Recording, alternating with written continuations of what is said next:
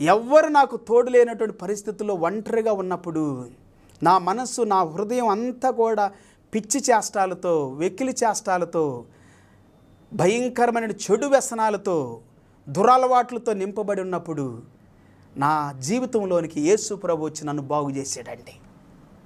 Yes, దేవుడు బాగు చేస్తాడు. ఈ దినం నువ్వు బాగుపడాలని కోరుకుంటున్నాడు. నువ్వు కోరుకుంటే నీ దేవుడు కూడా నాకు ఇష్టమే, నువ్వు బాగుపడు అని ఆ యొక్క లెప్రసీ కలిగినటువంటి వ్యక్తులతో చెప్పినట్లుగా, కుష్ఠవ్యాధిగ్రస్తులతో చెప్పినట్లుగా ఈ దినం నీతో చెబుతున్నాడు, నాతో చెబుతున్నాడు. వ్యాధి నుండి బాగుపడు, రోగము నుండి బాగుపడు, చెడు వ్యసనాల నుండి బాగుపడు, దురలవాట్ల నుండి బాగుపడు.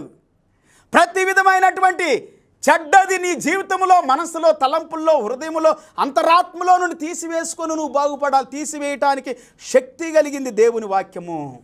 నశించిన దాన్ని రక్షించేది దేవుని వాక్యము, యేసుక్రీస్తు ప్రభు.